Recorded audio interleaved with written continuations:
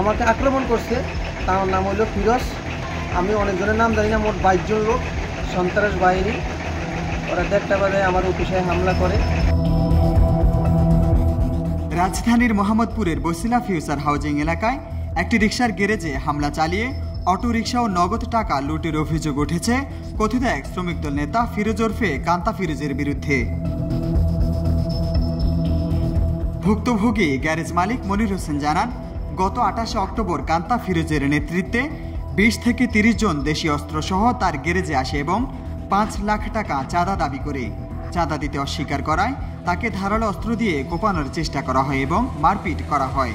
পরে ড্রয়ারে থাকা নগদ 4 লাখ টাকা, 5টি অটোরিকসহ 3 লাখ টাকার মালামাল লুট করে নিয়ে যায় দুর্বৃত্তরা। 28 অক্টোবর দুপুর 1:30 বাজে আমি আমার অফিসে বসেছিলাম। আমার অফিসে আর কোনো লোক ছিল না, আমার ম্যানেজার খাইতে গেছে। কিছু লোক এই এলাকারে গেছে সন্ত্রাস বাহিনী। ওরা 1:30 বাজে আমার অফিসে হামলা করে, আমার গায়ে হাত দিছে, আমার মিটারের কারেন্টার তার সব সিভিলিটি আলায় আমার ওখানে একটা মরণের একটা ঝুঁকিপূর্ণ করছে এবং আমার ক্যাশ থেকে 4 লাখ টাকা কারেন্টের টাকা, এই যে আমি কারেন্টের বিল জমা দিব 3 মাসের বিল একেবারে, সেই টাকাগুলো ওনারা নিয়ে গেছে। 5টা রিস্কা আমার গ্যারেজ থেকে নিয়ে গেছে।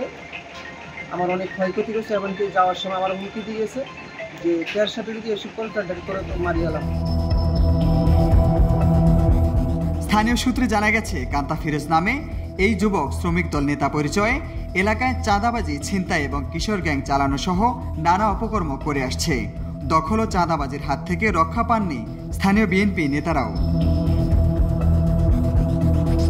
33 নম্বর ওয়ার্ড বিএনপি সভাপতি মান্নান হোসেন শাহিন অভিযোগ করেন, ফিরোজ জোরপূর্বক তার একটি অফিস দখলে নিয়ে তালা ভেঙে নতুন করে তালা লাগিয়ে দিয়েছে।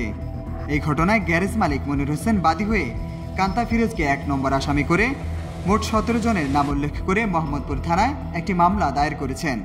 আমার জীবনের ওদের ওরা তো লোক খারাপ, আমার জীবনে নিরাপত্তা চাই, যে আমি যে নিরাপত্তা নেই, আমি যে চলতে পারি, নইলে ওরা যে খারাপ, ওরা আমার রাস্তাঘাটে ক্ষয়ক্ষতি করবো, যে কোনো একটা দুর্ঘটনা ঘটাবো।